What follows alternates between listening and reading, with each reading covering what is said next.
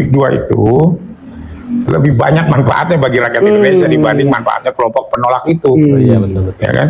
Jangan mereka semangat, ternyata di balik itu semua kelompok-kelompok ini ada kepentingan besar dan ingin menikmati juga. Bukan menikmati,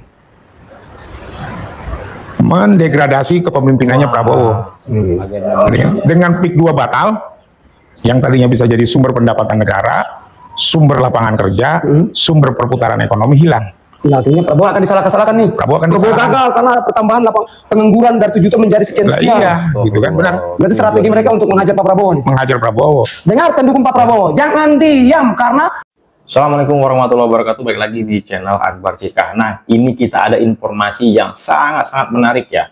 Belum pernah diungkap sebelumnya. Nah, ini pembicaraan antara Arief Puyono dan juga teman kita Fritz ya, yang peduli akan Indonesia ini, yang cinta akan Indonesia ini. Nah, Arief Puyono membongkar strategi busuk ya, agenda busuk Said Didu CS yang selalu koar-koar, yang selalu demo ya terkait PIK 2. Ternyata sasaran mereka ialah Pak Prabowo Subianto, pemerintahan Pak Prabowo Subianto. Apabila PIK ini gagal, maka pemasukan negara itu akan batal, gagal ya, dan juga investor-investor yang tadinya ingin menanamkan modal di PIK 2 itu batal, dan Pak Prabowo Subianto, pemerintahan Pak Prabowo Subianto ini menjadi disalahkan oleh masyarakat Indonesia. Ternyata itu agenda busuk Said Didu CS. Dengan gagalnya PIK 2, investor asing tentunya tidak percaya dengan pemerintahan Pak Prabowo Subianto.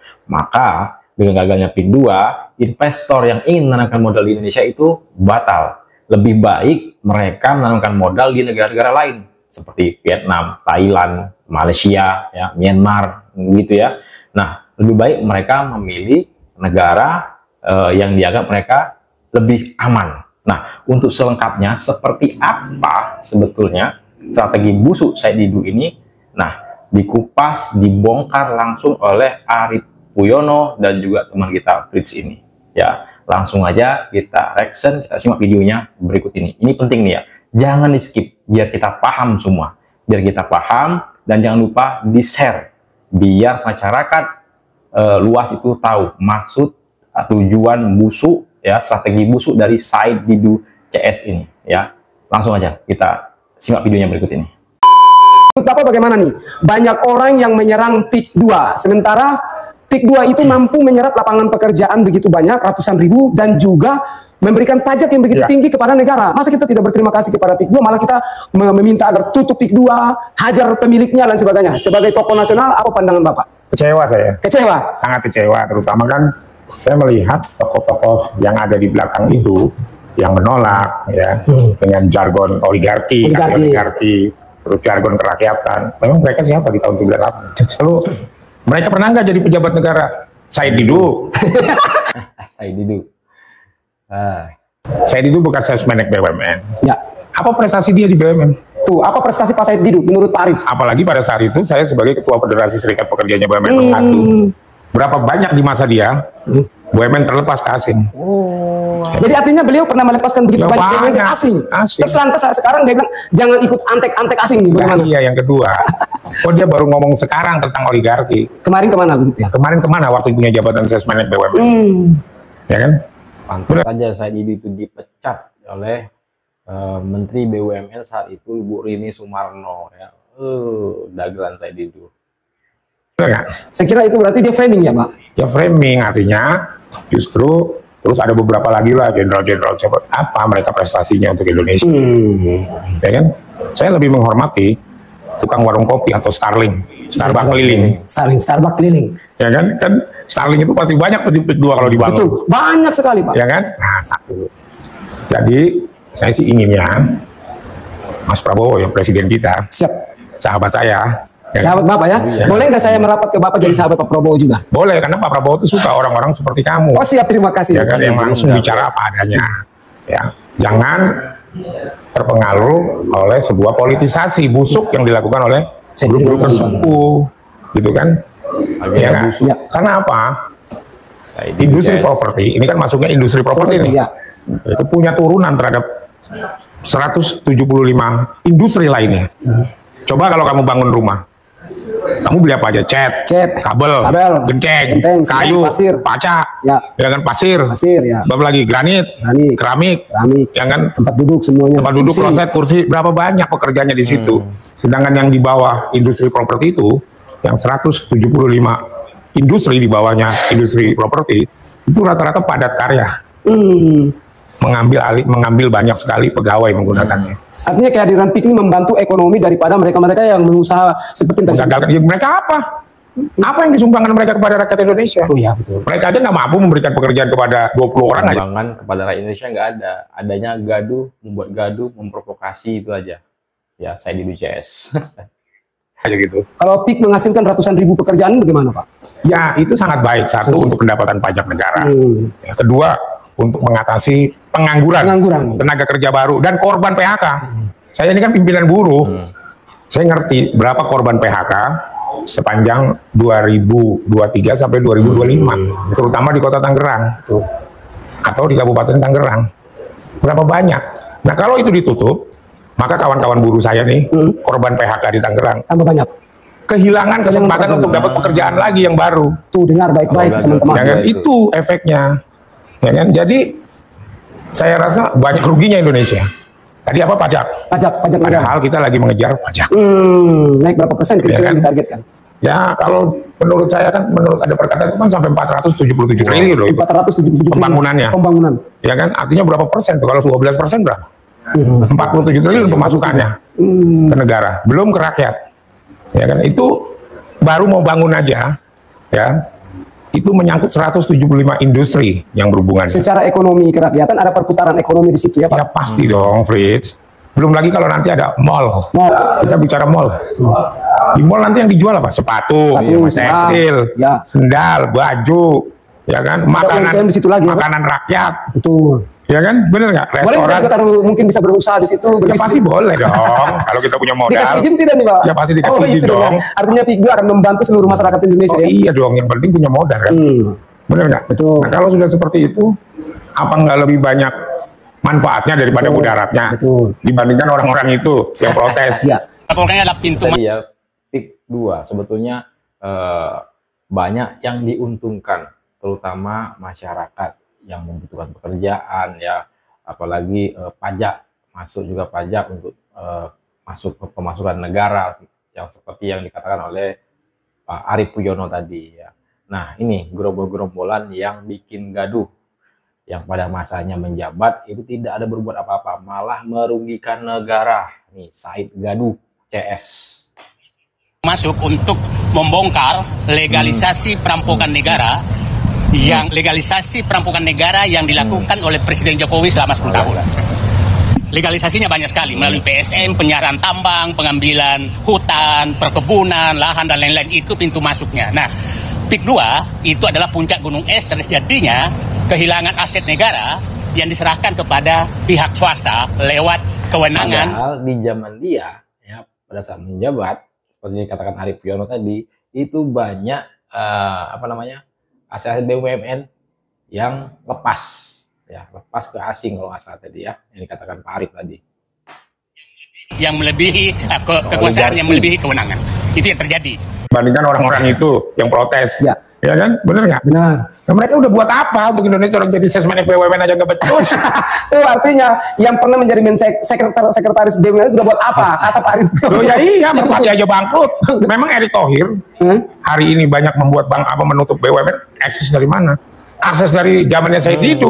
Mengurus BUMN tidak benar. Mengurus BUMN saja tidak benar kok, kritik Pak Prabowo, kritik Pak Jokowi. Ya, iya. Sudah di framing bahwa Jokowi kerjanya begini, Prabowo. Jadi gini, bukan nyepik, tapi yang dihantam Pak Prabowo. Di era Jokowi memang banyak BUMN ditutup. Ya.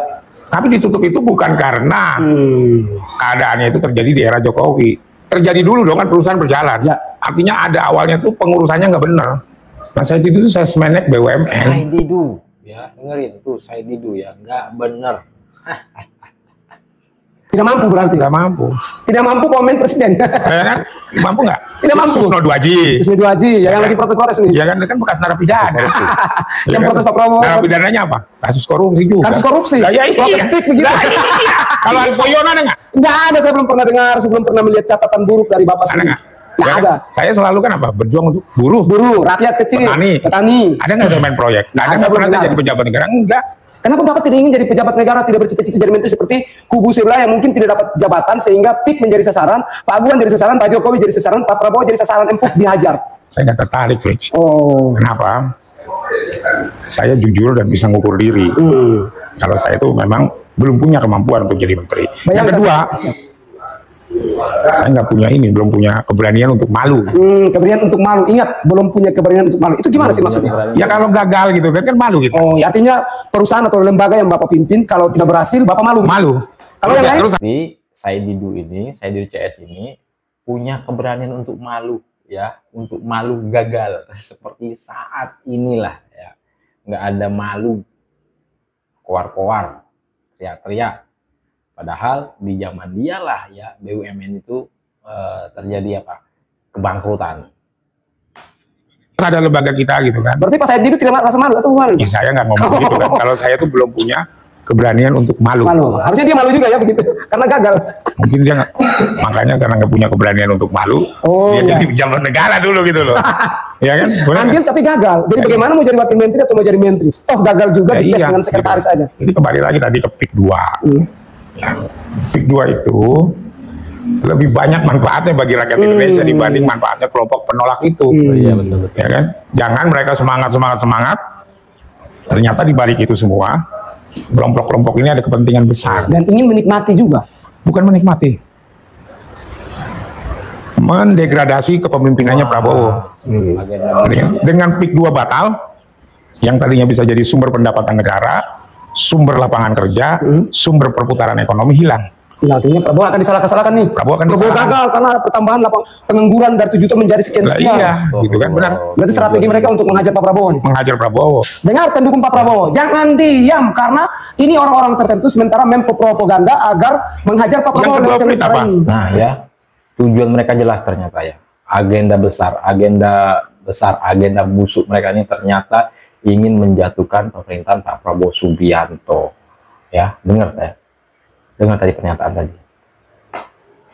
Biar internasional, Prabowo itu kan ingin sekali adanya kerjasama investasi dari luar negeri, memasukkan modal ke sini. Oke?